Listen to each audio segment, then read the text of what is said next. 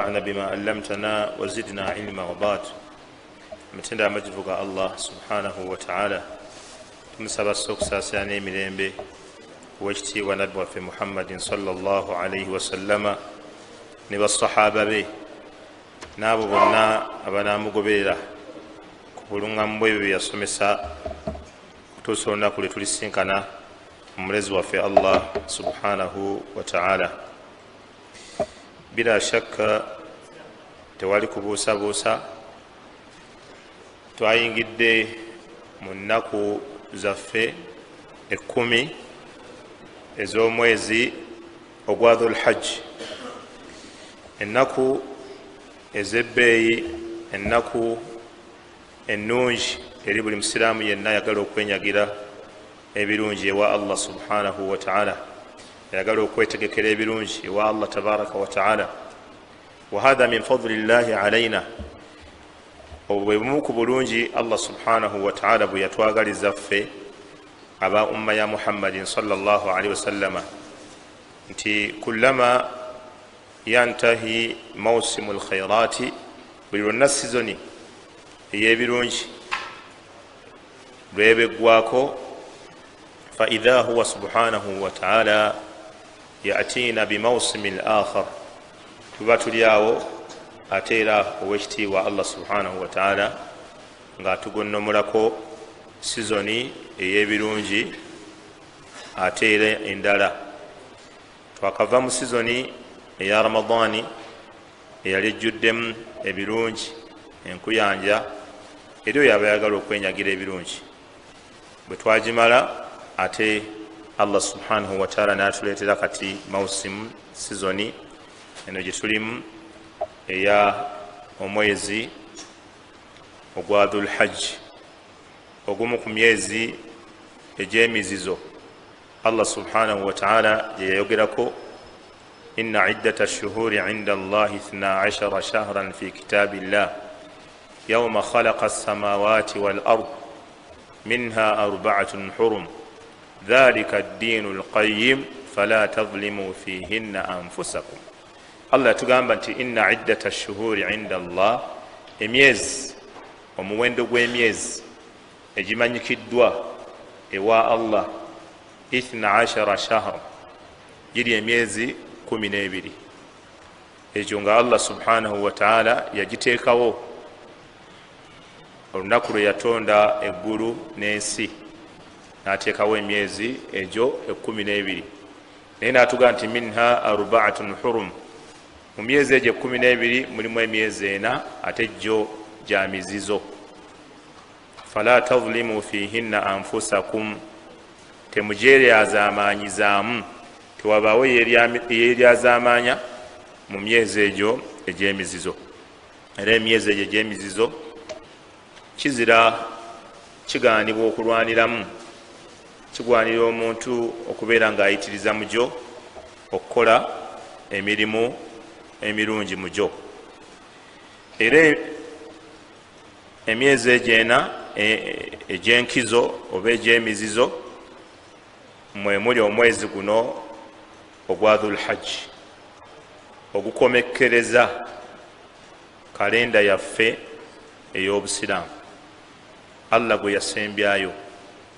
Era abamanyi okuva edda qadiman wa haditha, omwezi ogwa Dhul Hajj bwe gwayingirangawo baali nga bakola omuqarana wakati w'omwezi ogwa Dhul Hajj n'enkomerero,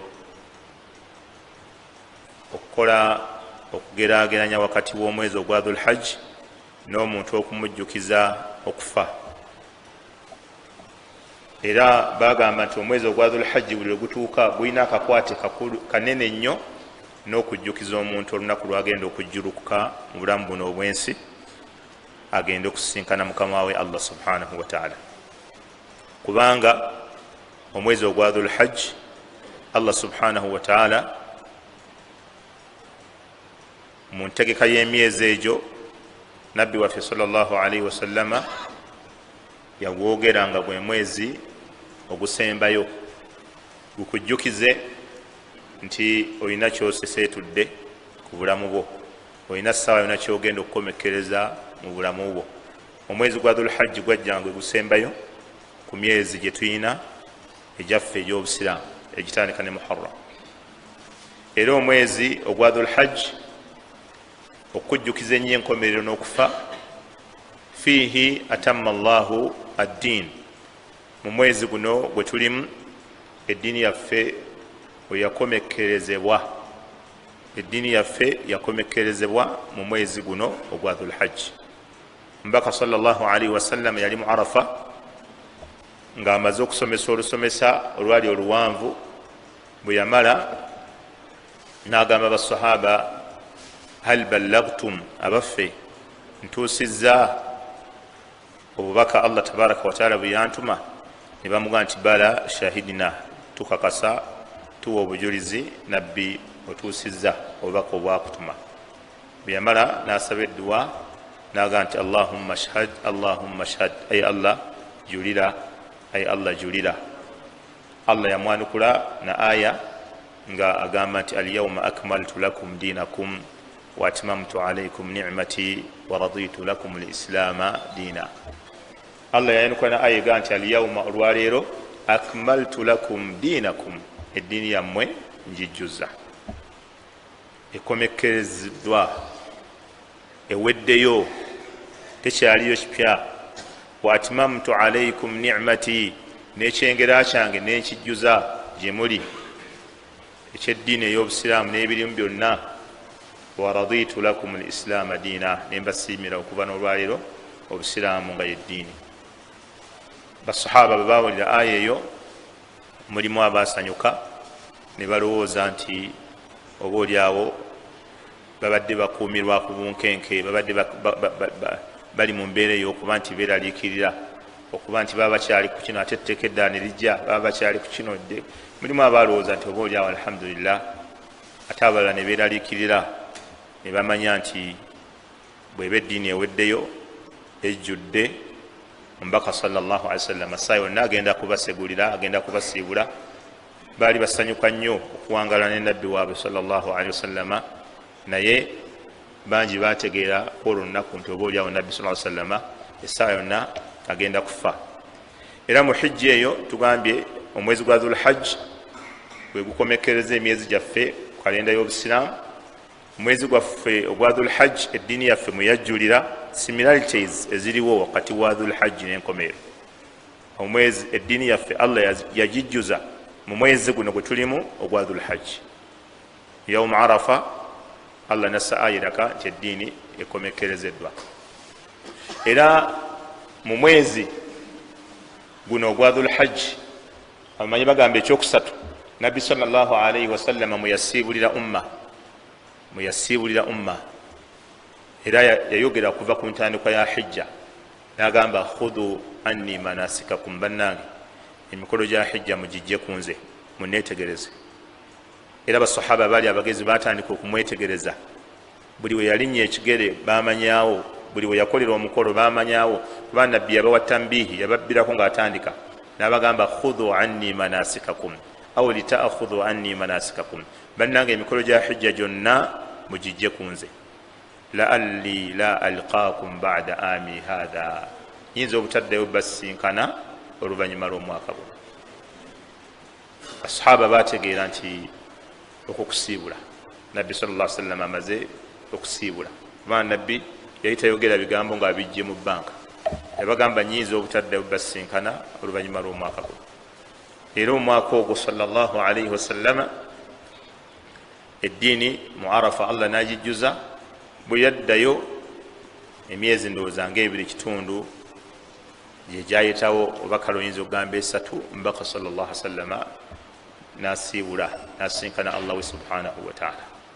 Idhan olusiibula lwe yali asiibula lwali mu mwezi guno ogwa dhulhajji lwe yasiibula umma. Era kyobalaba hadisi ya Irbad bun Sariya, nabbi sallallahu alaihi wasallama n'embuulira gye yababuulira kwolwo olunaku, batukugamba kaannaha maw'idhatun muwaddi', nabbi n'olubuulira lw'otubuulira nga lulinga olw'omuntu asiibula. Fa awsina ya Rasulallah, nabbi tukuutire ebyo by'oba otukuutira. baako byotulamira nabo bawolaba ng'ensomesa gye yabasomesa ku olwo byeyali abakuutira byali birina enjawulo nnene era olubuuliro olwo lwe yabuulira amaziga basahaba bakulukusa amaziga ne bamugamba ya rasulallah ng'olinga abuulira olubuuliro olusiibula baako byotulamira nabbi sallallahu alaihi wasallama n'abakuutira olukuutiro olw'enjawulo naye nga lwaliwo mu mwezi guno ogwa dhulhajji era mubiraga mu mwezi guno ogwa dhulhajji nti guyina akakwata ennyo n'enkomerero omubaka sallallahu alaihi wa alihi wasallam allah yamulalikako hijja ng'omwezi mu mwaka gumu emabega naye nabbi sallallahu alaihi wasallam ogwo omwaka gwe bamulalikako hijja teyagikola yasindika basahaba abakulu nga abubakari mwali ne ali ne bakulembera omukolo gwa hijja kwogwo omwaka nabbi n'alinda mu mwaka gwe ogwali gusembayo oba oguddirira ogusembayo mwe yakolera hijja nekitegeeza abamanyi bagamba nti mu mirimu gyonna nabbi gye yakola emirungi balaba nga yasembyayo hijja nabbi yasembyayo hijja mu mirimu gye yakola kubanga lwaki teyagikola muguli omwaka allah mwe yamulalikirako naye nabbi yalindirira n'agikola mu mwaka ogwo ogwaddirira omwaka gwe yafiiramu alaihi salatu wassalam wakadhalika ne empaji zaffe ez'obusiraamu empaji zaffe ez'obusiraamu bw'oba ozitunuulidde allah nazo yasembyayo mpaji ya hijja sala zaka shahada sala zaka kusiiba empaji zaffe ez'obusiraamu allah yazikomekereza na hijja era kyova olaba abasajja ng'abapakistani ababangali bangladesh abayindi batera nnyo okwagala okukola hijja nga bakaddiye babeere nga oba oliawo gye basembyayo mu bulamu bwabwe ng'alaba nti bw'aba akoze hijja n'agisembyayo allah n'agikiriza eriko empeera empitirivu ez'okuba nti allah amusangulako ebyo bye yakulembeza okukola mu mazambi ge wakadhalika n'okukuŋŋaana kw'abantu kwe bakuŋŋaanamu okukuŋŋaana kw'abantu kwe bakuŋŋaanamu nga bali mu arafa kikusikira ekifaananyi eky'abantu olunaku lwe bagenda okuyimirira mu maaso g'omulezi waabwe allah subhanahu wa ta'ala nga tewaliwo njawulo wakati wa mufuzi nago bafuga nga tewali njawulo wakati wa mugagga na mwavu nga tewali njawulo wakati wa muto na mukulu okuyimirira kw'abantu mu arafa kifaananyi ekikusikira yauma almahshari yauma yaqumu nnaasu lirabbi lalamin olunaku abantu lwe bagenda okuyimirira mu maaso g'omulezi w'ebitonde wakadhalika enyambala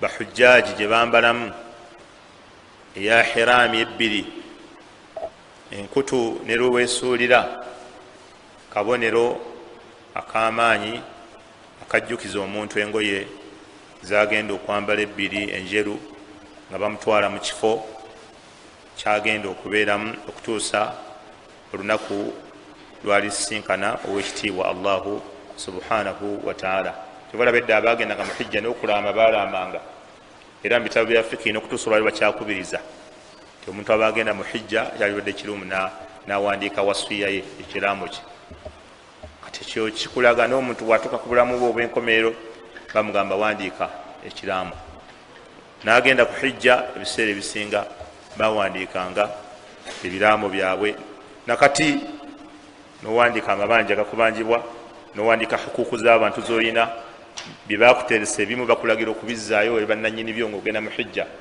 era ebyo byonna byonna abamanyi kibaba bajjamu omuntu oga nti alhajju yudhakirukum bil akhira alhajju yudhakirukum bil maut wal akhira hijja ebajjukiza enkomerero hijja ebajjukiza okufa abantu bagenda okuyimirira mu maaso ga allah subhanahu wa ta'ala nolwekyo omwezi ogwa dhul hajj mwezi gwa nkizo era kyobola omusajja omuyudaaya yatuuka okugamba Umar ibn Khattabi nti nze ina aya gyemmanyi mu kitabo kyamme Qur'ani, senga yakka kuffe olwo olunaku aya lwe yakka twali lufudde idi, twali lukuzizza.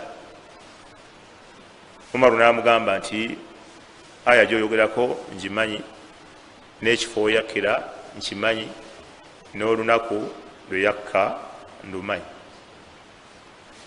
Naye ffe idi zetukola zeezo Nabbi sallallahu alaihi wasallam zeyatuyigiriza. Yali ategeeza aya eyo alyawma akmaltu lakum dinakum, aya yali ekomekkereza obusiraamu aga nti babakuba bo baalijaganyiza. Idhan ennaku zino 10 zetulimu ezisooka ku Dhul Hajj, nnaku nkulu nnyo era zirina obulungi buyitirivu. Wa mimma yadullu ala fadliha, n'ebimu ku bikulaga obulungi bwazo n'emirimu egikolebwamu bye bino wammanga. Ekisooka, faqad aqsama Allahu tabaraka wa ta'ala biha fi al-Qur'an al-azim. Ekisooka okulaga ennaku zino nti zabbeeyi, then tulabe ne ku mirimu egikolebwamu abamanyi bayogera. Ekisooka, faqad aqsama Allahu tabaraka wa ta'ala biha, Allah ennaku zino 10 ezisooka yazirayira mu Qur'an naga wal fajr wa layali al-ashr. Allah yalayira okusala kw'emmambya, n'alayira n'ebiro 10. Waqad fassaraha aktharu ahli al-ilmi, bannanyini kumanya abasinga obungi bonna bazivunula ennaku ezo bi annaha layali al-ashr min dhil hajj aw dhil hajja ala sahih, ndize ennaku 10 ezisooka ku mwezi oba mu mwezi ogwa dhul hajj. Okulayira kwa Allah subhanahu wa ta'ala ekintu kyonna kyabalayidde mu Qur'an. Ekisooka, Allah subhanahu wa ta'ala waddembe okulayira ekyo kyonna kyaba ayagadde. Wa amma ffe tetukkirizibwa kulayira kintu kyonna ekitali Allah. Tolayira naye noga nti wal fajr nja kujja enkya, tolayira Allah tabaraka wa taala yekka. Onyaga nti wallahi onogira nti nja kujja, layira wallahi noga nti wal fajr oba wa shams oba wal qamar.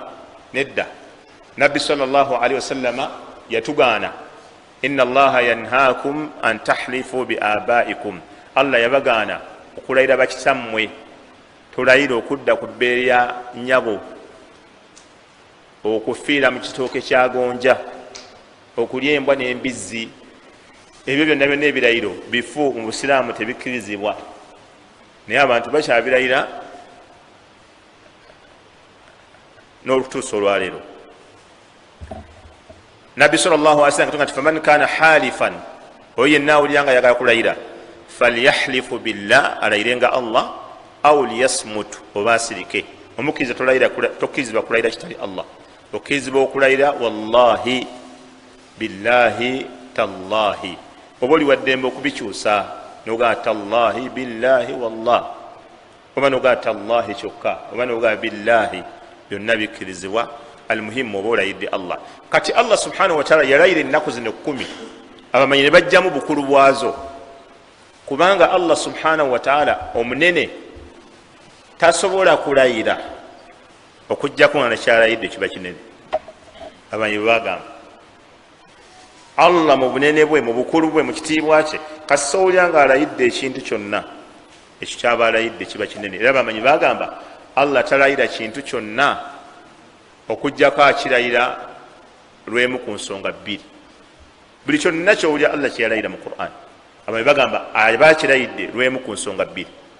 Esooka, li'idhami sha'nihi, olw'obukulu bwekyo kyabalayidde. Kyabalayidde kiba kikulu nnyo, li'idhami sha'nihi, kyabalayidde kiba kikulu. Kati Allah okulayira obulayizi emmambya, abantu balabanga ekyomusaago, wal fajr, Allah ne baga nti Allah alayidde emmambya, balabanga ekyokusaaga. naye emmambya eyo eriko ebintu bingi ebigitambulirako. Okukya emmambya okusala busazi bweti bwe kubeera kusiiba ne bagamba tutandika okusiiba. Emmambya esala ne bagamba nti ennaku z'omuntu zalina okumala ku nsi okusala kwe emmambya kubadde kuleeta kufa kwe, lunaku lwalina okufa. Naye nga lwakedde bukeezi era abantu batera okwogera kyolwayo lwakeeredde nze olw'ebizibu by'abalufunyemu. Emmambya esala busazi ng'eyo yeramula omukyala atukudde oba tatukudde, kusala kw'emmambya. Thumma atimmu siyama ila al-layl.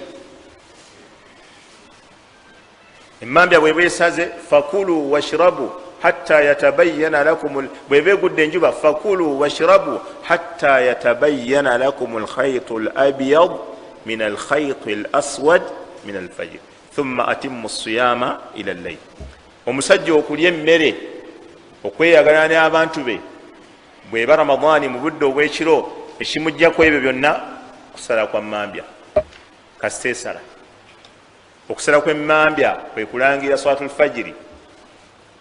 Okusala kw'emmambya kutambulirako okuyiga abantu okubala, lita'lamu adada as-sinina wal hisab, mumanye emyaka. Tosobola kumanya myaka kujja nga liwo ennaku eziyita. Buli olunaku bwe luyita bwe luti lukendeeza obulamu bwo. Buli mmambya gy'olaba esaze bweti ekendeeza obulamu bwo. Abantu abalina abaana abato otunulira omwana omuto nga bamuzadde emyezi 3 n'omulaba mu myezi 3 ng'akyuse. Mu myezi 3 egyo omwana gy'omulaba ng'akyuse bw'aba wuwo oba wa mukwano gwo oba neibawo gyennyini naawe gikukyusizza obulamu. Oba tokimanyi bumanya nga bw'olaba omwana bamuzaala myezi 3 n'omulaba ng'akyuse, naawe myezi 3 oba okyuse ku bulamu bwo, mu mubiri, mu bwongo, mu buwangaazi. Mu myezi 3 oba okyuse ngoyo omwana bw'akyuka. Kati Allah okulayira emmambya eyo li'izami sha'nihi, emmambya eyo nkulu, etambulirako ebintu bingi,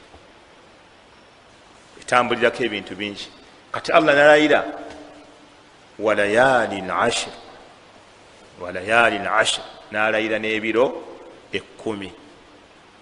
Ebyo ebiro 10, ensonga ey'okubeera bamanyi bagamba Allah bw'aba alayidde ekintu bagamba likathrati manafi'ih aw likathrati manafi'iha aw manafi'ihi ad-dunyawiyya wal ukhrawiyya. Likathrati manafi'il muqsam bihi, ekyo kyaba alayidde kiba kirimu emigaso mingi. Ad-dunyawiyya ejidde eri ensi y'omuntu n'ejidde eri enkomerero ye. Kati Allah akirayira litambihi ala kathrati manafi'ihi aw litambihi ala kathrati manafi'ihi. Allah ababbireko nti ekyo kyalayidde kirimu emigaso mingi, abantu batandika oginoonya. Era kati abamanyi buli kyonna Allah kyalayira banoonya. Ennaku 10 kyovola banoonya lwaki zirimu ebirungi. Allah yazirayira litambihi, abeere litambihi sami'i, okubbirako, okutemyako, awulira nti ezo ennaku zina emigaso mingi. Era wa mimma yadullu ala izami sha'ni hadhihi al-ayyam, n'ekikulaga ekyokubiri obukulu bw'ennaku ezo, faqad shahida laha an-nabiyyu sallallahu alayhi wasallam bi annaha afdal ayyami as-sana. Nabbi sallallahu alayhi wasallam yaziwaako obujulizi. Ekyokubiri ekikulaga obukulu bwazo, nabbi yaziwaako oluvannyuma lw'okuba nti Allah yazirayira, ne nabbi yaziwaako obujulizi nti ze zisinga obulungi mu nnaku zonna eziri mu mwaka. Hadisi abawali mu gibatusomere nnyo, hadisi ya Ibn Abbas eyina alfaz enjatula zaayo ez'enjawulo, ne lafudhu ya Bukhari ye yagamba nti mal amalu fi ayami al-ashr afdala min al-amali fi hadhihi, nakomao. Qalu wala al-jihadu fi sabilillah, qala wala al-jihadu illa rajulun kharaja yukhatiru bi nafsihi wa malihi falam yarji' bi shay'. Riwaya Bukhari. nabbi yaga nti mal amalu fi ayami al-ashr afdala min al-amali fi hadhihi. riwayati endala nga sunan abi dawuda ma min ayami al-amalu as-salih fihinna aw fiha ahabbu ila Allah min hadhihi al-ayyam. nabbi yagamba teri mulimu mulungi muntu gwayinza okukola ne gwagalwa nnyo ewa Allah okwenkanankana omulimu omuntu gwaba akoledde mu zino ennaku. basahaba ku mulembe ogwo baali bakimanyi okutaasa eddiini, okulwana jihaadi, nti mulimu gwe gukyasinza okubeera ogw'ebbeeyi, gwe gukyasinza okubeera omukulu. kyobola bayanguwa nnyo okubuuza nabbi, qaalu ne bamugamba wala aljihaadu fi sabilillah, nabbi ne bwe kubeera kulwana mu kkubo lya Allah. qaala nabbi n'abaddamu wala aljihaad, nabagamba kakubeere kulwana mu kkubo lya Allah. wala aljihaadu fi sabilillah, riwaya lafdhu ya abu dawuda, lafdhu ya abi dawuda nabalala. wala aljihaad, nabagamba kebeere jihaad, n'abagamba okujjako illa rajulun, okujjako omusajja omu gwotoyinza kusinga, aluwa kharaja yukhatiru binafsihi. ma maana yukhatiru? omusajja afulumye neyeteeka mu katyabaga ak'okuwaayo emaali ye n'obulamu bwe okutaasa eddiini ya Allah.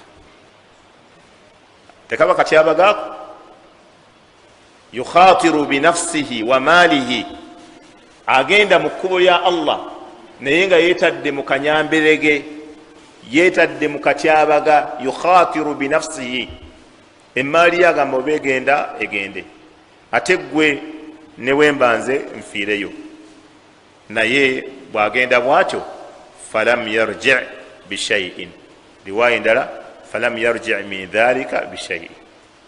byombi ne watabaawo kikomawo. nabbi yabigatta byombi. kiba kitegeeza bwagenda okulwana mu kkubo lya Allah n'emaali ye, ekimu ne kikomawo, oli naakola omulimu omulungi mu nnaku zino, asigala era amusinza. singa aba agenze n'alwana, emaali ne bagimutwalako abalabe, ye naakomawo nga mulamu, oli naakola omulimu omulungi mu nnaku zino, asigala wa bbeeyi. okujjako akusinga ddi nga ye afiiriddeyo n'emaali ye ne babeera nga bagitutte. wakadhalika ne hadithi endala eya abdillah an abdillahi bni amr, hadisi ya abdullah an abdillahi bni amr bni as, an abdillahi bni amr agamba, inza okuba hadisi ya abdullah bni amr bni shaab an abi an jaddihi, agamba nti omubaka sallallahu alaihi wasallam yagamba, hadisi eri mu sunan eri mu kitabo kya imam ahmad, yagamba nti ma min ayamin, teri nnaku a'zamu inda Allah, ezisinga okubeera ennene enkulu ennyo ewa Allah, ez'ekitiibwa ennyo ewa Allah, ez'ebbeeyi ennyo ewa Allah, wala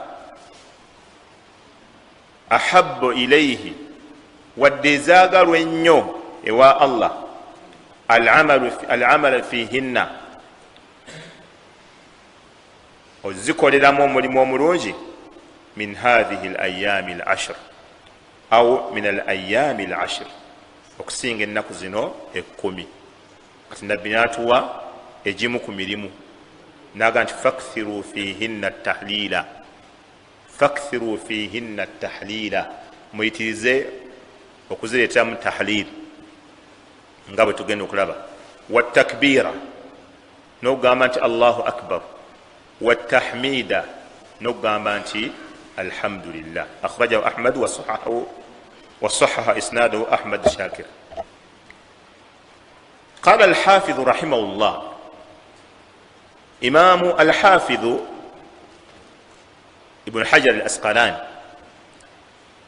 oluvannyuma lw'okwogera ebigambo by'abamanyi nga boogera obulungi bw'ennaku zino zetulimu nti za bbeeyi nnyo, yanoonya nsonga ki ennaku zino ekizifuula okuba nti za bbeeyi.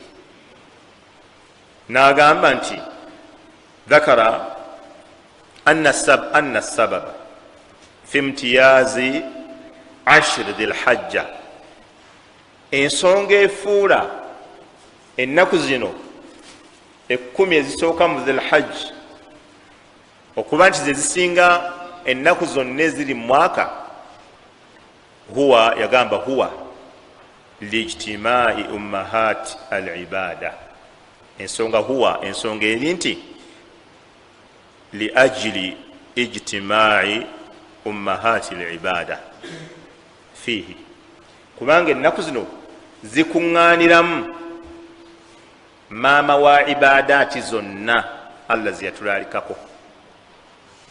Zino ennaku zikuŋŋaaniramu ummahatul ibada, maama w'emirimu gyonna Allah ziyatulagira okukola, n'atandika ogimenya. Wahiya sala, ng'okusaala, wasiyaamu, n'okusiiba, wasadaqatu, n'okugaba izaka, walhajju, n'okukola ki? Okukola hijja, wa yawmu arafa, era zirimu olunaku lwa arafa. N'agamba wala yataata dhalika fi ghairihi, ezo ibadaati toyina woyinza zisanga nga zazze ne zikuŋŋaana mu myezi emirala oba mu nnaku endala. Ummahatul ibadaati kwegamba mu bufunze ibadaati enkulu Allah ziyatulagira ziyatulalikako zonna zikuŋŋaana ne zibeera nga zikolebwa omulundi gumu mu nnaku 10 eza dhul hajji. Kyekifuula ennaku ezo okuba nti zizebbeeyo okusinga ennaku zonna, kubanga ekyo tosobola kisiŋŋaana nga waliwo omwezi omulala, nga waliwo ennaku endala, nga ibadaati ezo zonna zikuŋŋaaniddewo omulundi gumu bwe ziti, ng'abantu baawula Allah mu nnaku ezo, abantu basaala mu nnaku ezo, abantu basaddaaka mu nnaku ezo, abantu basiiba mu nnaku ezo, abantu bakola hijja. Empagi 5 ez'obusiraamu zonna zikuŋŋaana mu nnaku zino 10 ezisooka mu dhul hajji. Tewali wogenda siŋŋaana empagi z'obusiraamu 5 mu myezi egisigadde nga waliwo we zikuŋŋaanira, awamu n'obulungi bwa Ramadaani. Mu mwezi gwa Ramadaani ibadaati zino zonna tosobola kuzisiŋŋaana nga zikuŋŋaanye, kubanga mu mwezi gwa Ramadaani temubaamu hijja, temubaamu hijja. Ebirala byonna basobola obikoleramu, naye ekitibwa hijja tosobola kisiŋŋaana nga mu mwezi gwa Ramadaani mwekiti. So Imam Ibn Hajar agamba ekifuula ennaku zino nti za bbeeyi zikuŋŋaaniramu maama w'emirimu emirungi gyonna gye tukola. Ibadaati zonna enkulu Allah ziyatulagira zikolebwa mu nnaku 10 ezisooka eza dhul hajji. Ate Imam al-Hafidh Ibn Rajab, qala al-Hafidh Ibn Rajabi al-Hanbali, bwe yali annyonnyola ye ku mirimu gino yagamba amma siyaamu, naye bwe tuba twogera kusiiba, amma siyaamu Ramadaana, bwe tuba twogera kusiiba omwezi gwa Ramadaani, fa afdalu min siyaami al-ashir bila shakka. Yagamba naye bwe tuba twogera kusiiba, okusiiba kwo okwa Ramadaani kulungi nnyo okusinga okusiiba okw'ennaku zino emmeka 10 bila shakka. Yagamba ekyo tekirimu kubuusabuusa. Naga nti fa inna sawma alfardi, kubanga okusiiba okw'etteeka afdalu min annafli bila taraddudi, kwe kusinga okusiiba okw'essunna bila taraddudi. Awo kyo tekirimu wadde omuntu okuba nti oba alinamu akatankana. Wano ki Imam Ibn Rajab kyeyali akolako ishaara, kyeyali ayagala okubbirako, yali akubbirako wano kubanga mulimu abantu aboogera ebigambo, wakazalika ne mu Ramadaani babyogera, wakazalika ne olusi mu hijja babyogera. Waliwo abantu abagamba bw'okola hijja nekwatagana n'olunaku lwa Arafa ng'era lwe lunaku olwa Juma, mbweyo hijja ebalwamu hijja 7. Ebyo abantu babyogera. Hijja bwe mukola hijja ne musingana nga olunaku lw'ejjuma ate lwe lubaddeko arafa nga bagamba eyo hijja ebadde makula nnyo yenkana hijja 7. era abantu balina ebigambogambo nti omuntu bw'asaala sunna emu mu ramadaani mbusimanyi yenkanankana eswala eza fardha meka 7. sunna emu eyo mu ramadaani nti yenkanankana bw'osaala sunna katugezera akabbiri eza sunna ng'osalidde mu ramadaani zenkanankana eki fardha endala ezitali za mu ramadaani meka 7. wakadhalika ni wano mulimu abantu aboogera nga bagamba mbu okusiiba kuno okwa 10 dhilhajja bagamba nti kusinga okusiiba okwa ramadaani. ekyo ekigambo si kituufu. okusiiba tugenda kukwonaku wano okwa ennaku zino naye tekusinga kwa ramadaani. lwaki? olw'ensonga okusiba okwa ramadaani kwa tteeka ate kuno kwaki kati sunna tesobola kusinga fardha mu mbeera zonna. era kyobola mu hadisi wama taqarraba ilayya abdi biamali ahabu ilayya mimma ftaradtuhu alayhi. mu hadisi likulisa Allah yagamba nti omuddu tasobola kusembera gyendi na mulimu nga ngwagala nnyo nga gwenkana ogwo gwe namulalikako. kitegeeza ogusinga okusembeza ewa Allah gwe gw'obwetteeka. era kyobola abantu abamu bagenda ne bakola ensobi etubira mu ramadaani esswala ezimu dhuhuri esobola omuyitako, asuri esobola omuyitako, naye ate taraweehi naye temuyitako. abo nabo gye bali. taraweehi ateyinza kunsuba mu mbeera yonna. sajja waawa nsomera Kulaani ne bwe mbawala nkubirira naye nga esswala bbiri zo teyazisadde, dhuhuri ne asuri teyagize. owa nagayaddemu awo dhuhuri nempitako naye kasita taraweehi inshallah nja kubeerayo. ojja kubeerayo. taraweehi ne bwosaala taraweehi za ramadaani zonna nsobola okukakutema zonna. taraweehi za ramadaani zonna nozisaala tezisobola kwenkana fardha emu bweti zonna. taraweehi z'omu ramadaani bwosala okuva ku ddewano paka ennaku 30 ng'osala taraweehi tosobola kwenkanankana asuri emu, essola ya asuri emu tosobola gyenkana. kati abantu bagayala olw'obutamanya. nagamba kasayimidde ejuzu namba, imaamu atukasa ejuzu namba ng'alaba nti kimala si wabi wamalaawo ng'alaba akoze makula imaamu okuba abasaziza ki ejuzu namba. la nedda omulimu ogw'etteeka gwe gusinga ogwa sunna. sunna ne bwebera nnungi etya tesobola kusinga mulimu gwa tteeka. wabula abamanyi kye bayawukanamu bayawukana ku kigambo ekigamba ennaku 10 ezisembayo ez'omwezi gwa ramadaani batugamba nnungi nnyo, ate ne zino ezisooka 10 mu mwezi gwa dhulhajji batugamba ze zisinga obulungi mu mwaka gwonna. kati awo tubigatte tutya? ekikyokka kye yabamanyi kye bayogeramuko ku masala ate nga matonotono. abamanyi ne bagatta nga imaamu ibnu Qayyim nga Shawkani wa hatta ibnu Uthaymin bagamba awo tewali kukubagana kwonna okuba nti 10 erisembayo erya ramadaani lyerisinga ne 10 erisooka mu mwezi ogwa ramadaani lyerisinga. tewali kukubagana. nibaga lwaki tewali kukubagana? ne bagamba 10 erisembayo mu mwezi gwa ramadaani lyerisinga ebiro byonna ebiri mu mwaka. lianna fiha afdalu layali sana. lianna fiha laylatul qadr wa hiya afdal layali sana. abamanyi baga nti ebiro bya ramadaani 10 ebisembayo byebisinga obulungi mu biro byonna ebiri mu mwaka gwonna. ebyo 10 byebisinga kyekibifuula ebyebbeeyi kubanga mulimu ekiro ekya laylatul qadr. ne bagamba nti ennaku ez'emisana 10 eza dhul hajj ze zisinga obulungi mu nnaku zonna eziri mu mwaka, kubanga mulimu olunaku olusinga ennaku zonna eziri mu mwaka. Okitegedde? Kati abamanyi ne bawukana ku olwo olunaku. Abamu ne bagamba yaumu arafa, lwe lunaku olusinga mu nnaku zonna eziri mu mwaka. Abalala ne bagamba nti la, olunaku olusinga mu nnaku zonna ez'omwaka yaumu nahli, lwe lunaku lwe basala ebisolo.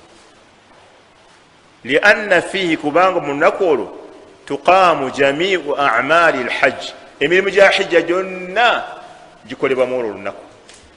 Ne bagamba lwe lusinga ebbeeyi, era abamanyi abasinga kyebalajjaha baga kyekisinga okuba ekituufu. Olunaku lwa Eid ey'okusala ebisolo bagamba lwe lunaku olusinga ebbeeyi mu nnaku zonna ez'emisana eziri mu mwaka. Era kyobola bakadde baffe twakola bagiyita Eid enki enkulu, eri yali ng'ento ey'ekisiibo. Ey'ekisiibo yebeera Eid ki ento, eno Eid enki yawm al-hajj al-akbar, olunaku olubeerako hijja enkulu, hijja ennene. Nolwekyo ekigambo oba oliawo ekisinga okuba ekituufu mu bamanyi abangi kye barajjaha bagamba olunaku olwa Eid al-Adha lwa bbeeyi n'okusinga olwa Arafa. Mu bamanyi mulimu abagenda n'ekigamba nti olwa Arafa lwe lusinga okubeera olulungi. Naye kituba twagalamu wano kwe kuba nti mu biro bwe biba biro, ebiro bya Ramadani bye bisinga. Bwe zibeera ennaku eza dhul hajji ze zisinga. Mu bamanyi mulimu abakola tafriq bihadhihi at-tariqa, mu ngeri efaananako bwetyo. Idhan emirimu emikulu ennyo mu mwezi guno, mu nnaku zino giriyenga emirimu ndowooza nga 7 oba 6. Emirimu emikulu ennyo omuddu gy'alina okutunuulira, gy'alina okussaako ejjogi, eriiso ejjogi mu nnaku zino 10 eza dhul hajj ezisooka. Abamanyi bayogera emirimu 6 emirala giyingira mu egyo. Ogusooka al-ikthaaru min dhikirillah, al-ikthaaru min dhikirillah okuyitiriza okwogera ku Allah subhanahu wa ta'ala, kubanga Allah subhanahu wa ta'ala yagamba mu Qur'an nga atukubiriza ku kigambo ky'okumwogerako, yagamba nti liyashhadu manafi'a lahum wa yadhkuru isma Allahi fi ayyamin ma'lumat ala ma razaqahum min bahimati al-an'am. Awalala wadhkuru Allaha fi ayyamin ma'lumat, mwogere ku Allah mu nnaku ezikola ki, ezimanyikiddwa. Wadhkuru Allah, mwogere ku Allah tabaraka wa ta'ala mu nnaku ezikola ki, ezimanyikiddwa. Ibn Abbas radiyallahu anhuma bwe yali avvuunula ennaku ezo yagamba nti ennaku ye yayawula ennaku ezo. Wadhkuru Allaha fi ayyamin ma'dudat, ne wayadhkuru isma Allah, ne aya egamba wayadhkuru isma Allah, era babeere nga boogera ku linnya lya Allah fi ayyamin ma'lumat, era baga nti inna min afdal ma ya'maluhu al-insanu aw al-muslimu fi hadhihi al-ayyam hajja al-bayt.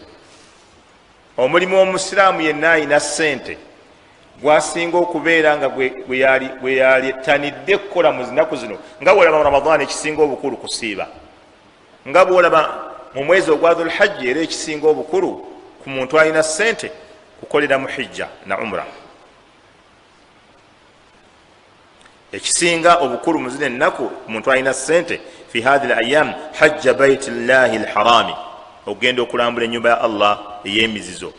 Faman waffaqahu Allahu ta'ala lihajji baitihi, oyo Allah alina gw'abadde obusobozi ng'asobola okugendako e Makka, wa qaama bi adaa'i nuskihi, n'akola emikolo gya hijja ala alwajhi almatlub, ng'agikola ku mbeera eyo nabbi gye yalagira eshariya gyetulagira ogikolamu falahu nasibun awfar, ayina omugabo munene gwaba afunye ogukyasinza emigabo gyonna abantu gye bafuna mu nnaku zino eza dhulhajji ezisooka. kubanga Allah yatulalikako walillahi ala nnas hijju lbaiti man istataa ilaihi sabila. Allah yatulalikako muguno omwezi walillahi, yani wajibu alaihim, abantu bakakatibwako ogenda okukola hijja eriyo Allah gwaba asobozesezza okukwata ekkubo erigenda eri ennyumba eyo.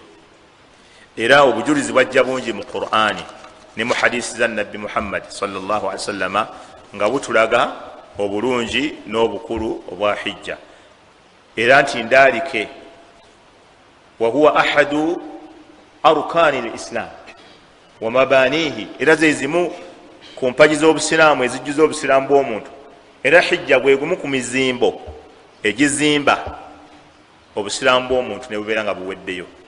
Abu Huraira anyumya okuva ku Nabbi Muhammad sallallahu alaihi wasallam ti nabbi naye yagamba ayuha nnaasu, abange mu abantu, qad farada Allahu alaykum alhajja, Allah bannange yabalalikako okukola hijja, fahujju, mugende mukole hijja. Hadisi eri Muslim. Inna Allah mazima Allah qad farada Allahu alaykum, inna Allah qad farada ya ayuha nnaasu qad farada Allahu alaykum alhajja, bannange bantu mwe Allah yabalalikako hijja, fahujju, mugende mugikole. Faqala rajulun, musajja bwe yawulira nga nabbi alalise hijja n'agamba akulla amin ya Rasulallah, nabbi hijja tugikole buli mwaka? Buli mwaka tukole hijja? Fasakata, nabbi nasirika teyamuddamu, hatta qalaha thalatha, kutuusa omusajja lwe yakiddamu ogwokubiri n'ogwokusatu, namugamba ya Rasulallah, hijja tugikole buli mwaka? Faqala Rasulullah sallallahu alaihi wasallam, nabbi namugamba law qultu na'am, mbakuddamu nti ye, la wajabat, kyali badde kimaze okubakakatako. Mbakuddamu nti ye, kyali badde kimaze okukakata. Namugamba wala mastata'tum, nate tumwali kisobodde. Tukola nabbi sallallahu alaihi wasallam arsalahu Allah tabaraka wa ta'ala rahmatan lil alamin, Allah yamutumanga kusaasira eri ebitonde. Buli kyonna nabbi sallallahu alaihi wasallam kyalaba nga kiyinza okukalubiriza umma ye nga akireka. Waliwo ne byeyaleka nga abirese kulumirwa umma, ngera bwe kyali ku salatu tarawih, yabasaazaako ennaku ezimu ze yabasaazaako, olwasembayo n'atajja ne bamulinda, ne batuuka n'okukuba ku nnyumba ye bwe bati awulire afulume okujja okubasaaza.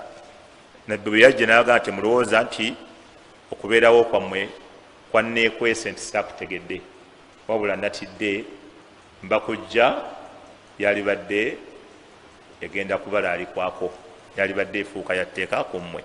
Kati nabbi sallallahu alaihi wasallam n'akireka olw'okulumirwa n'okusaasira umma ye. Hadisi endala, obulungi bwa hijja bungi n'enkola yaayo, ebyo bisomesebwa. Hadithi gye tusembeyo ku hijja, omubaka sallallahu alaihi wasallam yagamba al-umratu ila al-umra, al-umratu ila al-umra, omuntu okukola umra n'addayo n'akola ne umra, amakulu n'ayisa bakabanga n'addayo n'akola endala, n'agamba nti kaffaratu lima bainahuma, kaffaratu lima bainahuma, mutango Allah akusangulako ebibadde wakati awo ewa umra ebbiri. Bw'okola umra n'okola ne umra endala, Allah akusangulako ebibadde wakati wa umra zombiri. N'agamba nti walhajju lmabruru, walhajju lmabruru, naye ate hijja, hijja yo almabruru, abamanyi bagivunula bannayuganda balaga nti hijja ekkiriziddwa.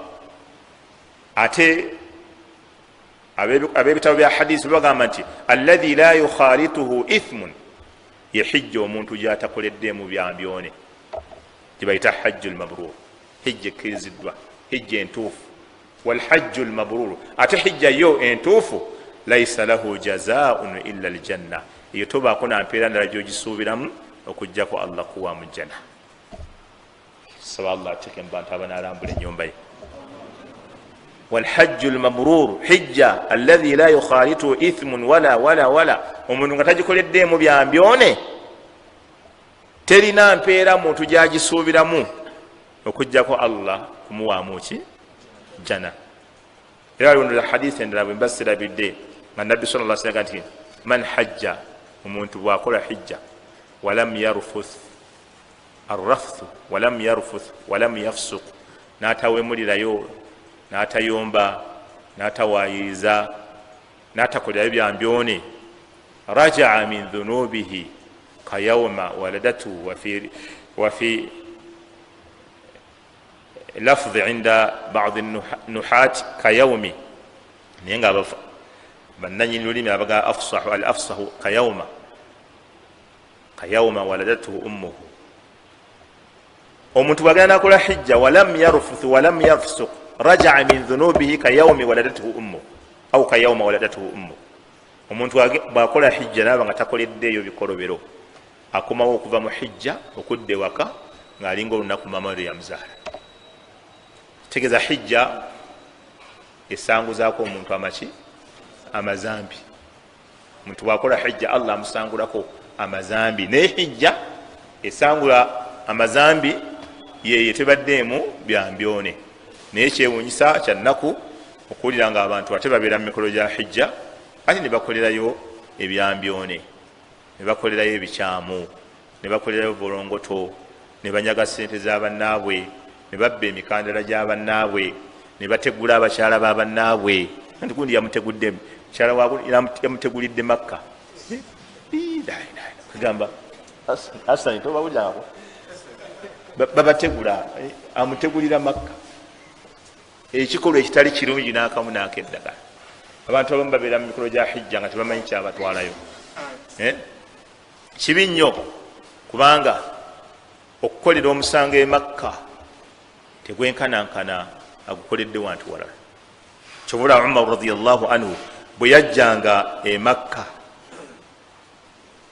nga apapirira okuva mu Makka, era bwe bamubuuzanga nga bagamba Makka mutemumutwalanga ebibuga ebirala.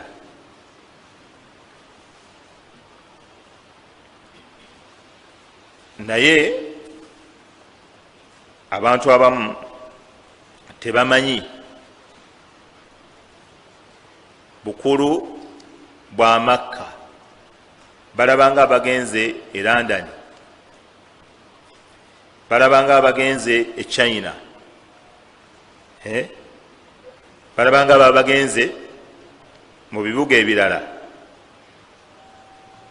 Allah Makka bwe yali amwogerako mu suratul Hajj aya ya 25,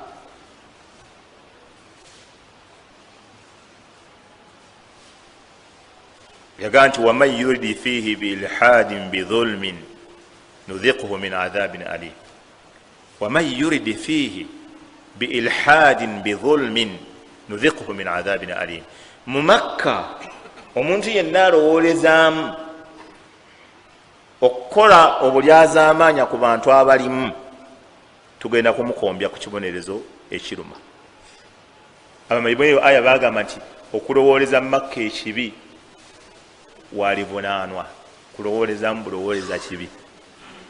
Nuga nti senga ntegula briefcase ya gundi, okulowooza okukosa abantu abali mu Makka abali mu mikolo gya hijja, kyonna ekibi kyolowoolezaako saate ebirala Allah tatuvunaana. Naye mu Makka kyobola Ibn Abbas yalinga abonereza abaddu be n'abazaana ababanga bakoze emisango, naye nga bw'aba agenda obabonereza amala bafulumya n'abatwala Twaifa n'abakubireyo kibooko n'alyoka abakomyako olw'okuwa ekitiibwa ekibuga Makka. Naye abantu babbira ku Kaaba kwennyini, n'anyigiriza abantu, n'akutula omukandala, n'akutula akasimu, n'ategula egundi obusawo. Abantu bategula ebintu bya bannaabwe e Makka, ekibuga eky'emizizo ekibereberye ekyazimbibwamu ennyumba embereberye eyateekebwawo ng'ezimbiddwawo lwa kusinza. gyotosobola kusanga walala wonna. Waman dakhalahu kana aminan, ngaokukiyingira obuyingiza omuntu ne bwe yabanga bbye nafubutuka kasa yayingiranga haramu nga batiisi batega buteezi miryango gyonna ne beebuzabulizaawo paka lwanafuluma, naye nga teri amugjayo munda, tebamuwerayo kibonerezo. bwayingira mu haramu abeera mirembe. Essola zokka, essola yawe gyosaliddemu munda mu hududul haram emitwalo 10. Essola eki yenkanankana emitwalo 10 mu ssola zosalidde ewantu awalala. Kyobola bahaji abamu abali bize bwe bava e Makka bawummulamu emyezi nga 2 nga takyasaala. Wallahi twasaala e Makka wano kampumulemu nawummulamu emyezi gyengeki ng'alya buli bulamu alya ssente. Haji tokyalabikako, wallahi twasadde e Makka gwe essola n'abalaabalamu awo nakubamu kakyo ennaku 15 zenamalayo, buli lunaku lulimu essola 5, essola 5 emirundi 10.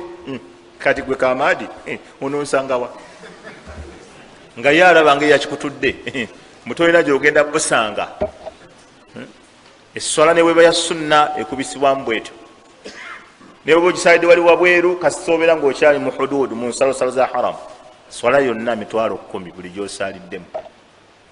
Ekyo ogenda kijjawa, tewali kifo kirala wonna ogenda kufuna essola nga yenkanankana essola omuntu gyasalidde e Makka. Obwolekero bwaba asiraamu bonna mu nsi yonna nga wooli, basiraamu mu nsi yonna boolekerawo. Allah we yatulagira ainama tuwallu fathamma wajha Allah.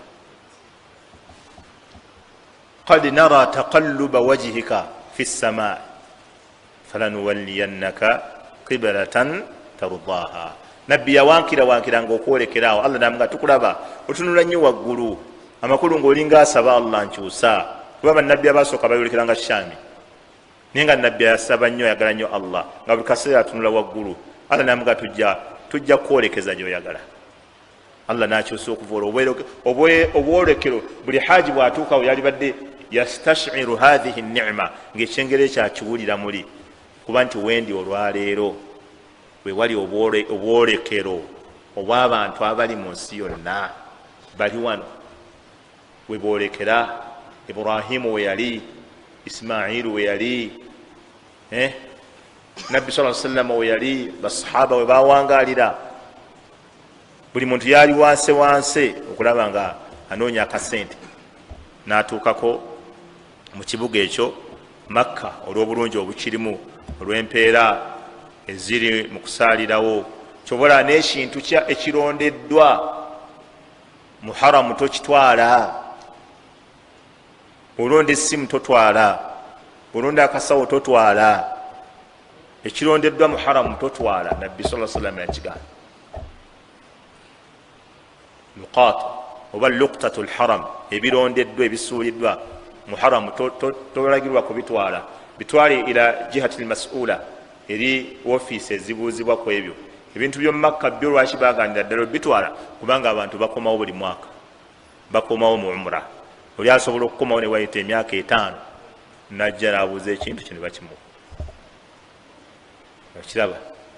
Era abantu abamanyikanga nti bagenda mu hijja n'abatemu tebabateeganga, n'ensolo bwe babanga batambuza ensolo ze bajja nazo mu hijja nga baziramba ezigenda mu mikolo gya hijja, abantu baleme batuusaako buzibu, kubanga abo bagenyi ba Allah subhanahu wa ta'ala, bagenyi ba Allah tabaraka wa ta'ala. Nolwekyo mulimu omukulu mu mirimu egikolebwa ogwokubiri mu mwezi guno oba mu nnaku zino ezisooka kukola hijja eriyo Allah gwaba asobozesezza. Ate abaganda baffe abagagga balina ku ssente, tubakubiriza okuyambako baganda bammwe mu famire zammwe, baganda bammwe abasiraamu, okubeera nti si kirungi n'okola hijja 3, 4, 5 naye nga mu famire yo mumanye abantu mwe bali. Agamunne Makka teviikako, Makka terekeka, Makka terekeka, naye nga mu famire mulimu omuntu asula mu muzigo. Wallahi okola hijja ey'okubiri n'eyokusatu nga mu famire eyo mulimu abantu abaavu, okubagaggawaza kyekirungi osinga okukola hijja eyokubiri. Wallahi okusimu billah, ekyo mbalayira Allah. Okuzimbira muganda waali muzigo ennyumba obukadde 2 n'omuzimbira ennyumba muganda wo oba taata wo oba mwannyoko oba n'omuzimbira ennyumba muganda wo kyekirungi okusinga kukola hijja eyokubiri. Namwandu mwana wa muganda wo, abaana ba muganda wo tebasoma, wata n'okusasula amasanyalaze g'omuzikiti, n'okusasula amazzi g'omuzikiti, n'ogangenda gasasula emyaka 8 temuddayo kusaba ssente. Ekyo kirungi osinga okukola hijja. Kati bahaji banawulira ebyo era nga bayomba, kale oyo musajja muwuli kubira kikopo seviri tukwate sente zaffe tuzimuwe. Mu myaka 8 osasula amasanyalaze, osasula muki ekyo? Masanyalaze gangeri kyako. Naye okusasula amazzi g'omuzikiti abantu ne batakaaba ssente omwaka gumu 2 3 myaka 8 n'osasula amasanyalaze myaka 8, ekyo kirungi okusinga hijja eyokubiri oba eyokusatu. Kirungi okusinga hijja eyokubiri oba eyokusatu, kubanga hijja eyetteeka age, ate nga bamanyi bagamba ekiri sunna okugiddamu wamala kuyita myaka 5, kyekiri sunna kisinga obulungi. Waligizzeemu nga wayise 5, kati ogwokubiri n'ogwokusatu n'ogwokuna twalamu abalala abafamire yo. Mulimu oli nga tasuubira obulamu bwe bwonna talisuubiraku tyaligendako e Makka, naye wallahi n'okera ku makya n'omuleetera akasawo nga byonna biwedde, tikiti mweri, passport mweri, nga n'ekisaawo omubuulira bubuulizi gyekiri, bibuga byonna ojja mutwala nga nekkuba erigenda kutali talirowooza nga oba baliyita batya oba liririddawa, n'omutwala n'omutuusa ku airport nga lwaki abamanyi bagamba ebyo bisinga? Bagamba olw'okubanga empeera z'ebyo ebintu byenjogeddeko, lianna thawaba hadhihi al-a'mal al-madhkurata anifa tataadda ila ghayrihi min an-nas. Empeera eziva mu ebyo abantu bangi abaganyirwamu. Wa amma ajru al-hajj athani aw athalith munhasiru anka faqat. Ate empeera za hijja eyokusatu oba eyokuna zikoma ku ggwe wekka. Kati oli waba yasasula amasanyalaze gano kati abayi wano olowooza tuli abantu nga bimeka? Tuli abantu nga 10 bimeka? Ffenna tuganyirwa, afunamu ne baba mu kabuli. Naye ate hijja yakola yiye ne yeesaanya eyokubiri eyokusatu eyokuna. Kati okukola umra eyokutaano n'okola ey'omukaaga, umra ya musanvu nakakola umra 28, nakola umra 28. Allahu akbar. Ate olwo baganda lwaki tobakwatizaako? Maama olwaki tomutwala? Taata olwaki tomutwala? Mutowo omukulu wo hijja 16, hijja 16. Lwaki toyambako ku bantu abalala batasuubira? Kyoba Abarabu bomu kugaba hijja bayitiriza nnyo bazigabanya. Wamma omuntu okutuuka okugenda e Makka nga takyalina, waliwo omuntu ayinza okugenda e Makka ng'omututte e Makka, hijja gyakoze nga naawe bw'olaba hijja gyakoze naawe oyinza ogituusa noga yo yeyo yotuuse, nga buli kafo saa yonna amaziga gamuyitamu, buli kamu amala nakubuuza wano nabbi yayitawa, nga buli ayaga gikola nga nabbi bwe yagikola. Kati wali agendayo ogwokutaano ogw'omukaaga nga yabiraba byaki ya bulijjo talina nakyaliko, abeera ku bibi, talina nakyawulira. Naye waliwo omuntu gw'otwala mu hijja n'akola hijja naawe n'ogitunula abasajja abakola hijja naye yoono bwe kataligirya eribiika amasumba, ng'olabira ddala hijja ye endala kuzaabalala. Abalala babeerenge nga bali mu Fuji, abalala bali mu Marala. Lumu twali Emina, omusajja yali aninaanye wano obudde bwa kiro neyeebaka obudde kati ebibula eddakiika nga 5 ne baziina n'agumuka bwati n'atuulamu bwati. Wayita eddakiika ntono ne bakima essola. Sheekh Bukenya yatusaaza Emina. Omusajja ono eyali aninaanye yayimuka buyimusi bwati, kati aba aleeta takbira bwati nemutunulira bweti. Kati ndowooza n'akitegeera, kyava ngamba wange jamu ali mu toilet eyo yatulemeseza dde okufuna wuzu. Allahu akbar. Nagisaala ebyo nga mulaba n'amaaso mwange. Yaŋŋamba jaamu ali mu toilet eyo, jaamu ali emakka wano, yatulemeseza dde okufuna wuzu. Allahu akbar. Nasimbula essola. Lumumba nsoma kutuba ku woteri Afrikana ne mulengera bwe nga mwali mu muzikiti. Ne ndowooza nga nti oba ne leero yalibanga. Ne nvaako nga tinamugana ne muvaako. Abantu bosala nga tebalina wuzu. Nabadde emibagamba jjo nga mulowooza byakusaako. Oyo namulaba ku nga ninaanye wano. Nenjula n'okukyusa layini. Gwe okusaala nga olinaanye atalina wuzu. Naawe olaba nga essola yo gyeraliikirira. Namushehe Seville. Alaykum salaam wa rahmatullah.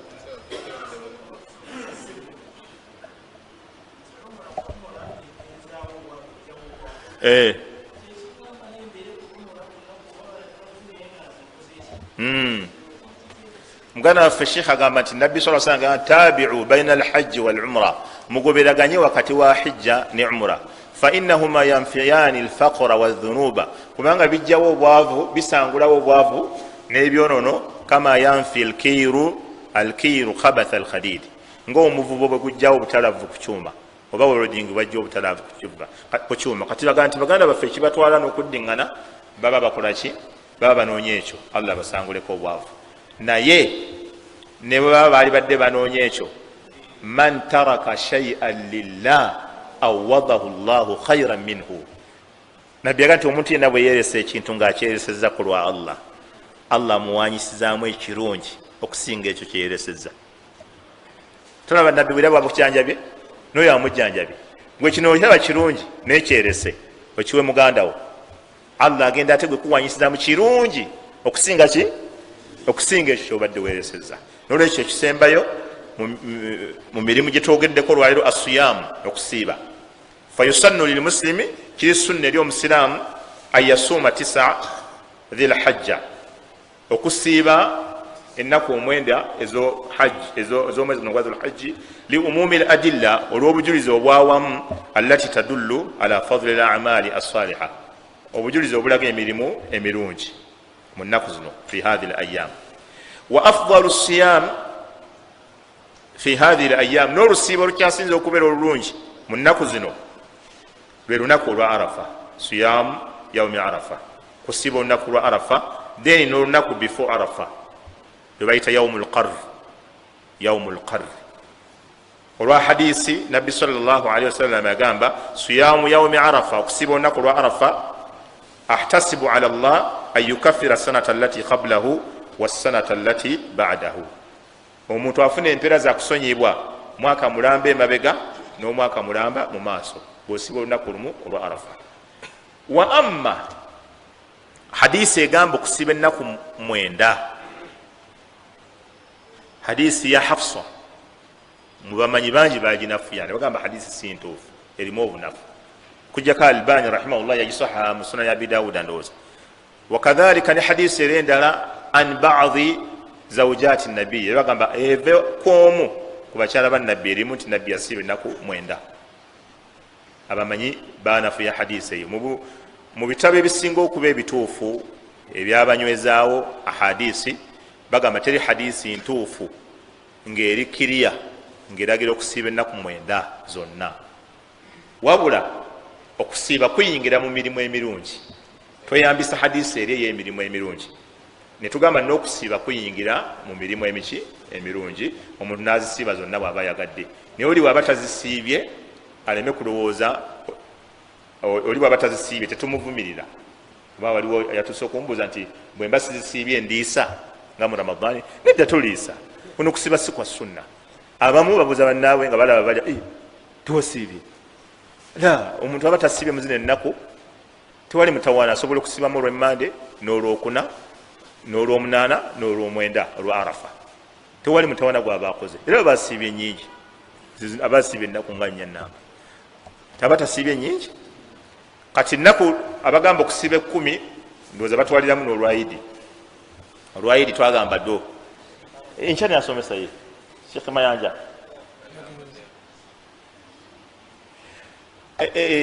olunaku lwayidi tebalusiiba masala tugenda gattaanya ago mu darusu yaffe nebeddako olunaku lwayiri ekituufu tebalusiiba biijmail ulama abamanyi bonna baga luli haramu kale lulina haramu kiri haramu okusiiba olunaku lwayidi nolokola kati ekigambo kyetugamba nti olunaku lwayidi tujja tusiibyeko naddala yidi eno tufune ekigambo ekirala oba tukozesa kaliti olunaku lwayidi abantu bakerewamu okulya ate situkozesa ekyo ekigambo baimaamu mwanguye kubanga abantu bakerewamu okukola ki okulya naye tetugamba nti abantu bajja basiibye mpulira wabemulugunyawo mpulira abemulugunya naye kale nga temunemulugunya ffe mu fiki ekituyamba okutegeera kyoyogera gye bayita taarifu abooluzungu gyemuyita definition si bwe kiri ekyo kikuyamba nnyo okutegeeza kyogenda okwogerako mathala aqiqa hijja nikahu kasama alhalfu ebyo byonna bwe ogenda okuyingira mu kyogenda okusomesa batuga sooka otuwa definition yakyo taarifu yakyo kati mwabemulugunya abagamba nti musiiba ku lwayidi definition y'okusiiba egamba etya okusiiba kyeki huwa al imsak kwe kweziiza an jamii lmufattirat ku byonna ebisiibulula washahawat n'ebyobwagazi min tului lfajiri assadiq okuva alfajiri ey'amazima lwesala ila gurubi shamsi okutuusa enjuba lwegwa taabudan lillah ng'okikola kusinza allah kati abasiiba olunaku lwayiri mukola mukyammwe mukola mutya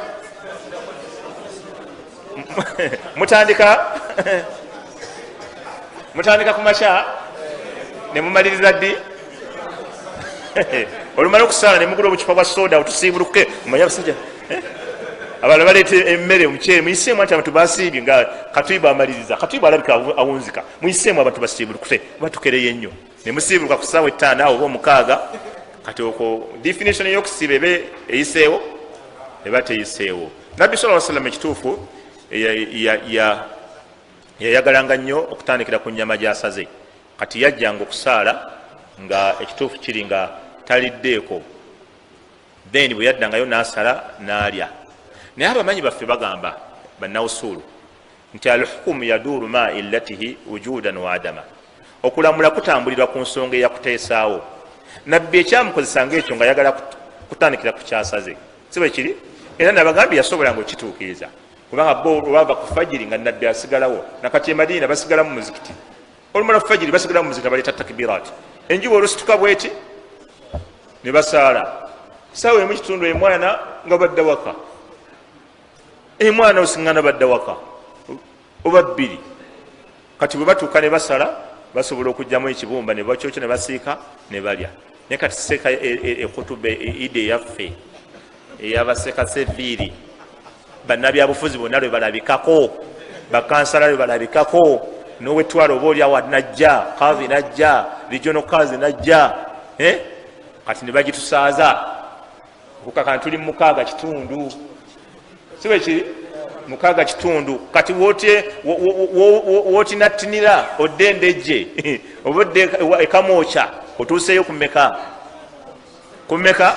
okakana nga teweekalakaasa waiwayi sika sunna kansiibulukuke kitegeeza nabbi ekyamukozesa bwe tusobola kituukiriza bwoba tosobola kituukiriza oli waddembe okulya naye bwoba osobola kituukiriza gwerinda paka ku 9 ago oba 11 olinde paka ennyama yo lwenejja otandikire ku nnyama yo tewali agaana sunna bwoba naye atasobola gituukiriza bwalya waddembe kiringa nga amateeka ge tugenda okulaba ag'okusala omuntu okumugamba obutasalako nviiri nanjala kikakata ku ye yekka agenda okusala wama abawaka bonna baddembe okusalako enviiri buli ataasale waddembe okusalako enviiri waddembe okusalako enjala kasaba nga tagenda kusala wamma agenda okusala yekka yalina okulindamu paka nafaanaganako ne bahaaji ate oli bwaba yasazeeko ne bwaba yakigenderedde n'asalako bamulimu abasajja abamu nga ati enviiri kuziraba alina byapangapanga kati nga wezivaayo zijja mukola bubi n'azijjako kati bwazijjako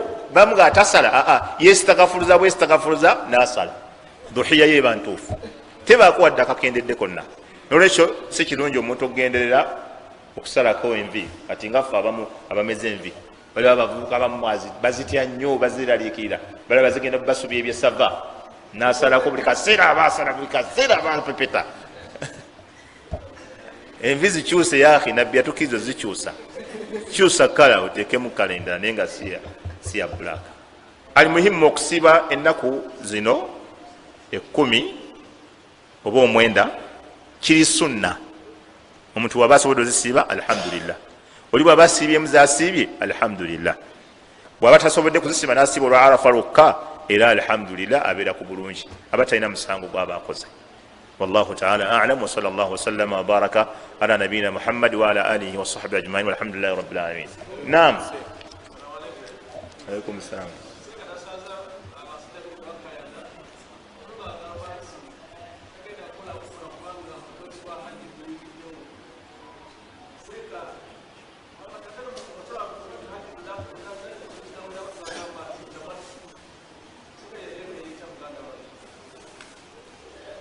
Twayi muganda waffe agamba nti yawuliddeko abantu nga bakayana ng'agamba tagenda kukola umra kubanga emyezi gyaki omwezi gwa hijja guyingiddewo. Kale ate waliwo kibayita tamattu. Tamattu kwe kubanga okola hijja n'okola ne umra mu lugendo lumu. Kati kiki ekyabadde kibakayanya?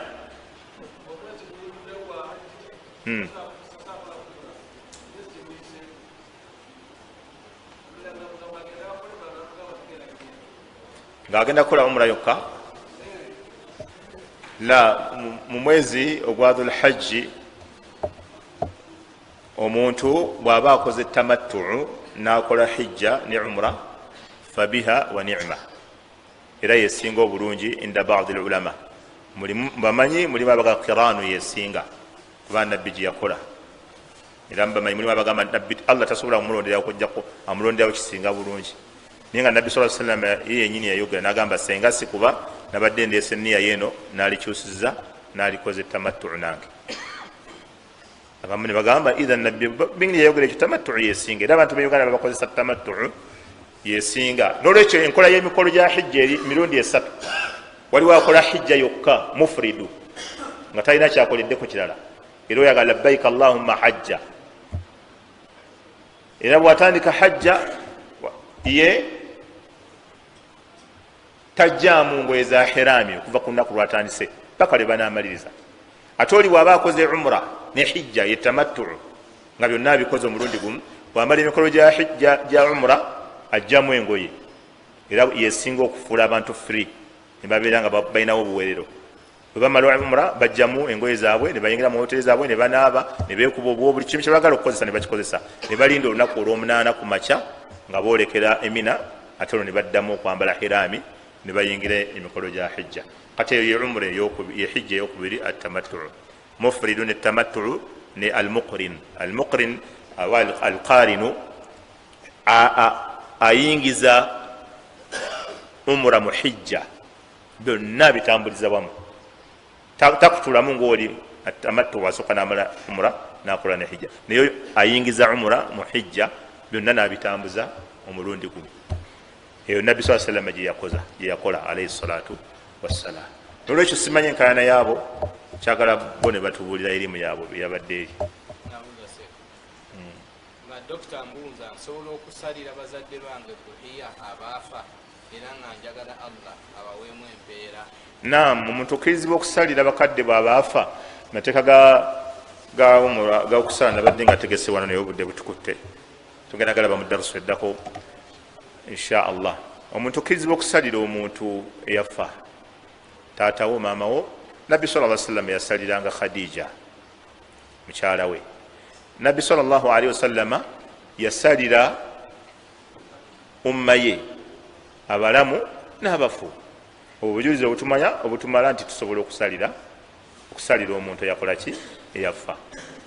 Okusalira omuntu eyafa kikkirizibwa, kiri mu mirimu egituuka eri omufu bw'obeera nga ogumukoledde, ofunamu empeera gwakikoze naye n'akola ki n'afunamu empeera. Naam, tukkirizibwa okusalira abafu, tewali mutawaana mu ekyo.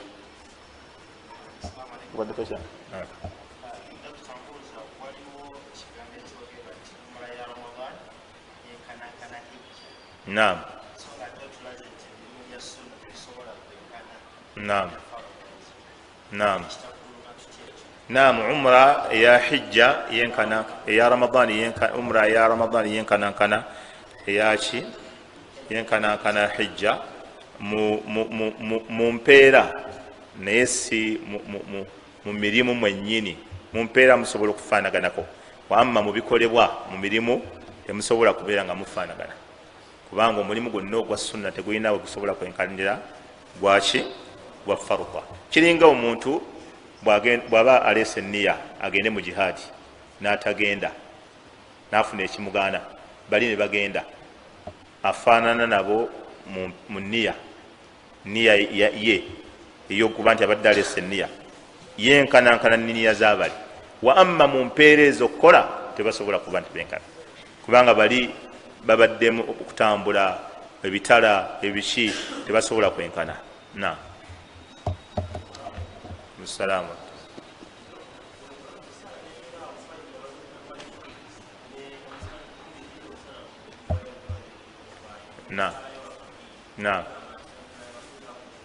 na oba wenkanyenkanye nga afunye empeera eza hijja neyomura ebijjuvu naye tewenkana akoze ekikulaga nti tewenkanya akoze hijja ekyakubanjibwa senga kyali ekyo twali buli omu yali tuddemu butuuzi awo oluvanyuma lwa subuhi enjuba nevaayo naga nti ze hijja nakakola nga 40 mu mwezi osobola okukola mwaga otuula mu butuuzi awo oluvanyuma lwa fajiri nolinda enjuba negwa nogayo ejimbazi noziwandika ne mu kitabo onokola nga 50 ekyo kyekikulaga nti tewenkana noli okuba nti ekyakubanjibwa na alaikum salam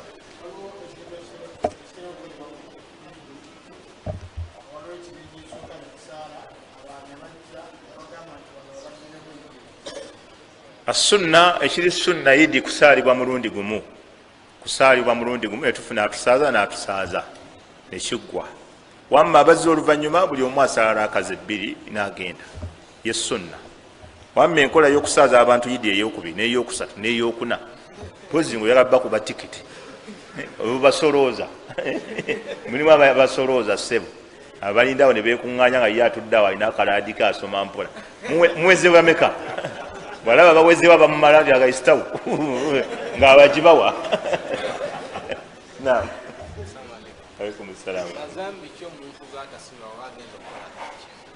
mazambi ky'omuntu gatasonyibwa bwabeera agenza okukola hijja amazambi agalina hukuuku z'abantu ng'abantu balina byebakubanja oba olina obibaddiza eryo ezambi eriri wakati wo n'omuntu liyimiriddeko okuba nti ozzayo hakki y'omuntu oba okumusaba akusonyiwe oba okumwetondera oba okusaba abafamire ne bakusonyiwa babataliiwo naye amazambi agasigadde Sheikh Abadi Abdul Muhsin Abadi hafidhahu llahu taala yagana hijja yenyini tauba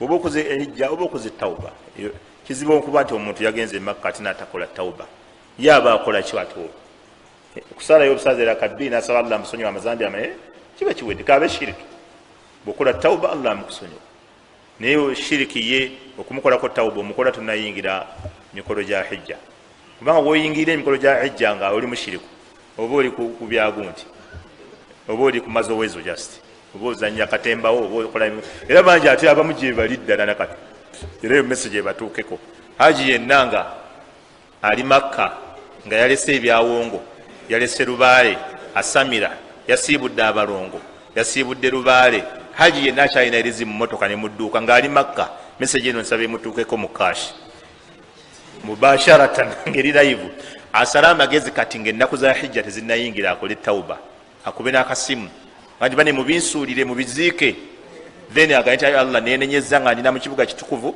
shiriko olwaleero mumaze irizi n'ekisenge kye batagula waliwo abagagga balina ebisenge bye batagula akituulamu yekka olunaku olw'e13 n'olw'e14 n'olw'e15 ng'ali bwereere kati ekisenge kuba essimu ng'oli e Makka bale ekisenge mukigule byonna ebirimu mufulumye mu byokyawo mu lujja ati ogaye ashhadu an la ilaha illa Allah wa ashhadu anna Muhammadan rasulullah nga emikolo gya hijja teginnayingira keginayingira nga weefudde nampulira zibi ogenda kuvaayo nga yagenda e Roma ewa kuba kasimu kange nze mbateewoluzeeko ogundi oya abasumbwa tubijjeyo gundi ekyali tubeetewonekasani tubirage tumugaye haji mali yatuuse yino tugiina kola emikolo ng'oli bulungi teryagambako wateredde naye bwe munatakola ekyo mujja kuba nga bagenze muzze okulambula oba erooma ng'ate oli musiraamu naam alaikum salaamu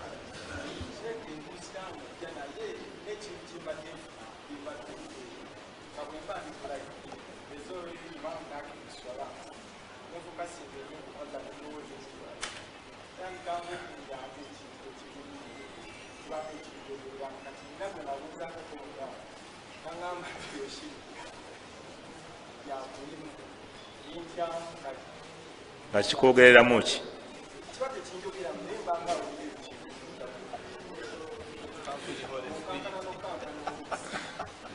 naam muganda waffe oyo allah amusaasire era amunyweze y'omu ku baganda baffe abasiramukira ku misomo gino gye tusomesa abaganda baffe gye baweereza bana ba media abadde abeera kuwaiti naye gye yasiramukidde era ku misomo gino gye tusomesa era yazze anoonya abamu ku bamaseeka babadde asomako ng'ali eyo n'abaana be yatusewo n'abasiramula naye bakadde bonna famire gyavaamu si basiraamu naye asiramukidde ku misomo gino ng'awulira buwulizi baseeka so abantu ngaabo tulina okubanyweza n'okubabudaabuda bongere okufiiringa at home si bwe mwogera oba luzungu nakala bankwata ebizungu nga wooli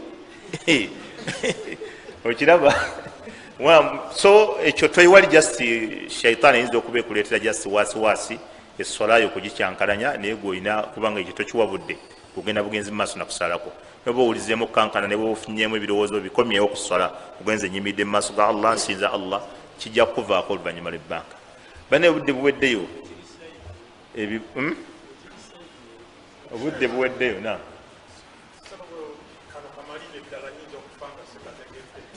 nkamalirize gamba nkamalirize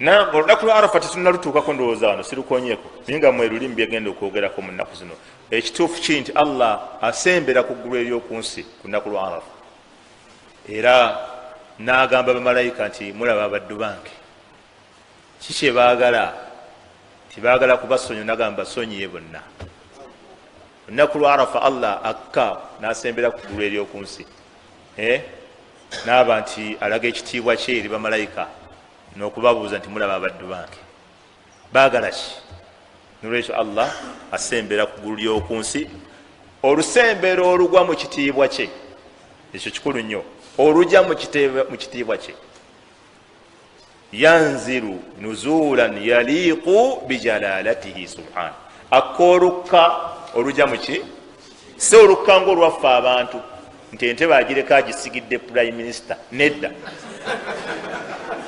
olwo olukka lwaffe bantu fe abantu olwokuba tuba tulina obukendeevu obako gwosigira noga nsigidde ani seviri nsigidde gundi nsigidde gundi allah teyetaka kubako gwasigira olukka lwe terutegeeza nti aba ayina kuba nti asse naava ku arushi akoolukka olujja mu kitiibwa kye lufaanana lutya tosobola duyingiza mu bwongo obwo subhanahu wataala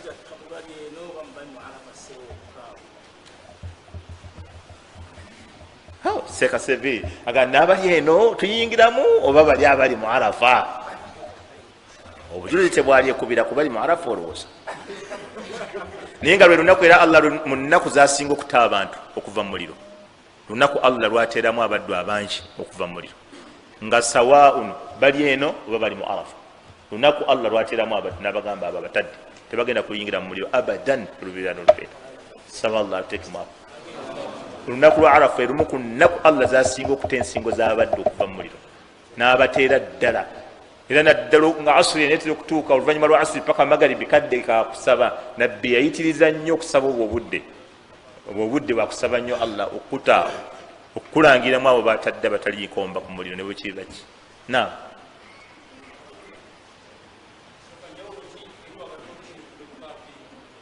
lindako amma byonna bibi tobako kyosemberera nabbi yakola hijja mmeka emu nabbi yakola hijja emu yeyo gyeyalangirirako bitwayogedde. Na mu busiraamu yakola hijja emu eyo. Na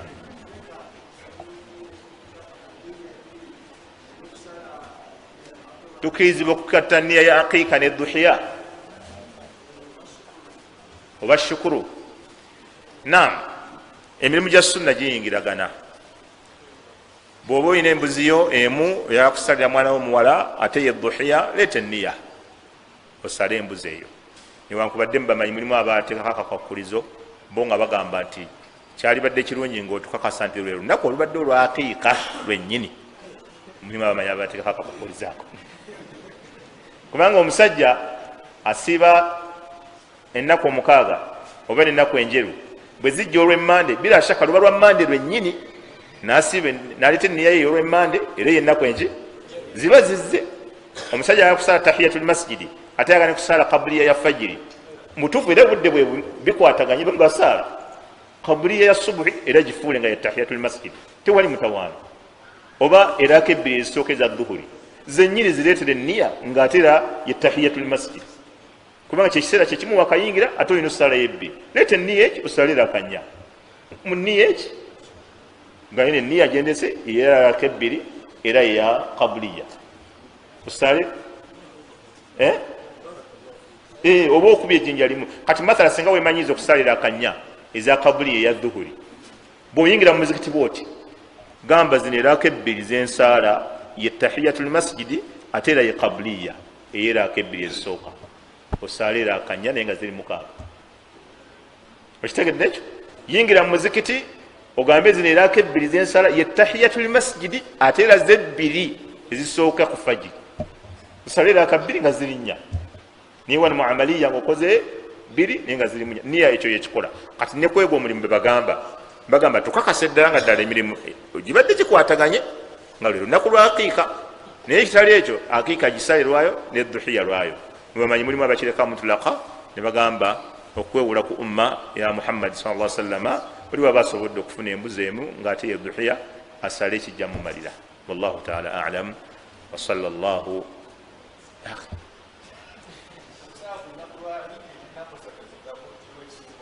Kisinzira ku mbeera, bila shakka olunaku olusooka lwe lusinga obulungi, naye singa mubadde abantu 6 waka 5 ne basala ogwereka weerinda osala oluddaku, awo oyinza okubasinga mukuba nti ate bano baba bagimazeemu eri n'oluusi abataafunye abazze oluvannyuma gwe n'osala ne bagiyayanira nnyo eyiyo.